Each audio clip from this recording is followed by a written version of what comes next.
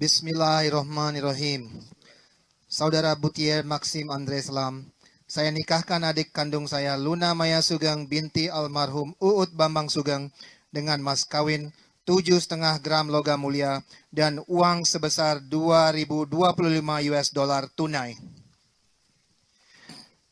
Saya terima nikah dan kawinnya Luna Maya Sugeng binti almarhum Uut Bambang Sugeng dengan mas kawin tersebut 7,5 gram logam mulia 2025 USD dibayar tunai. Para saksi, gimana? Sah, alhamdulillah. Baik, bismillahirrahmanirrahim. Assalamualaikum warahmatullahi wabarakatuh. Innal hamdalillah salatu wassalamu ala rasulillah la haula wala quwwata illa billahil aliyil azim. Izinkan kami mengomentari atau menyampaikan referensi atau edukasi untuk kita semua terkait video di atas. Yang jelas yang perlu kita ketahui, yang pertama, ketika ada orang yang menikah, maka mestilah kita yang sebagai orang yang menyaksikan, orang yang hadir mendoakan kebaikan seperti yang sudah diajarkan.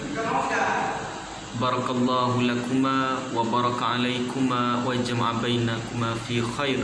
Kita berharap agar mereka diberikan rahmat, disatukan oleh Allah Subhanahu wa taala dalam kebaikan. Kemudian terkait dari pernikahan. Dalam pernikahan ada namanya rukun nikah.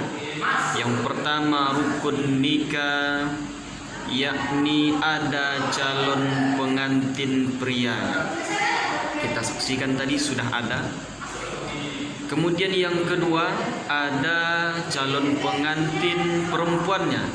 Kita lihat juga ada. Yang ketiga ada wali nikah. Wali nikah yakni orang yang menikahkan atau orang yang mengucapkan ijab tadi. Yang melapaskan aku nikahkan engkau, itu disebut dengan wali.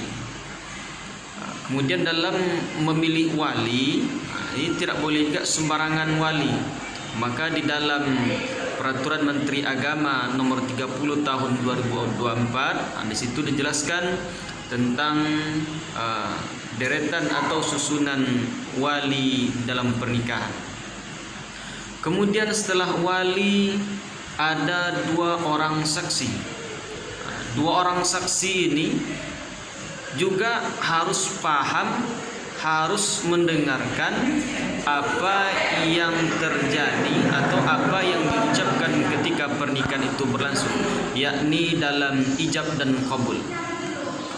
Maka mesti mencari saksi yang betul-betul memahami hal tersebut, sehingga ketika umpamanya ditanya sah, tidak ada keraguan, tidak ada kontroversi, sehingga mendatangkan kebaikan untuk kita bersama. Kemudian setelah ada 2 orang saksi, kemudian yang terakhir ialah ijab dan qabul. Maka mengenai ijab dan qabul, di dalam referensi yang kami baca di dalam buku-buku fikih tentang pernikahan, makna satu nafas di sini artinya tidak terputus atau tidak jedah begitu lama. Kalau kita lihat di video tadi, jedahnya tidak terlalu lama dan ini merupakan sah. Kemudian kalau umpamanya berhenti yang bisa merubah niat, contoh ketika diucapkan wahai si fulan atau wahai Maxim, aku nikahkan engkau dengan adik kandungku yang bernama, disebutkanlah, kemudian dengan mahar tersebut dibayar tunai. Kemudian berhentinya mereka atau yang sedang qabul ini atau yang sedang mengucapkan aku terima tadi, mereka berhenti dulu. Dikhawatirkan berhenti terlalu lama itu bisa merubah niat, maka itu tidak sah. Tapi kalau berhentinya hanya menarik nafas atau menelan air ludah, nah itu dibolehkan dan itu adalah termasuk sah ketika mereka melangsungkan sebuah ijab dan qabul tersebut.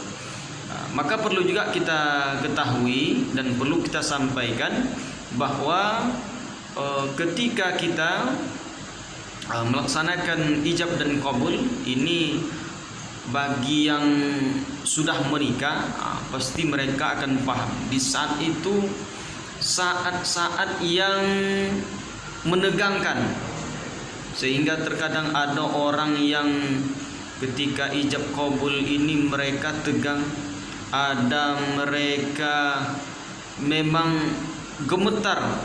Kenapa? Karena begitu sakralnya prosesi tentang ijab dan qabul ini. Maka tadi kalau kita lihat hanya jedah sebentar untuk mengelah nafas, untuk menarik nafas atau menelan air liur, itu jedah yang dibolehkan. Namun kalau jedah sampai pula nanti ketika diucapkan tunai jedah, berhenti dulu, minum dulu, kemudian entah ngopi dulu, itu ya tidak boleh, maka mesti diulang.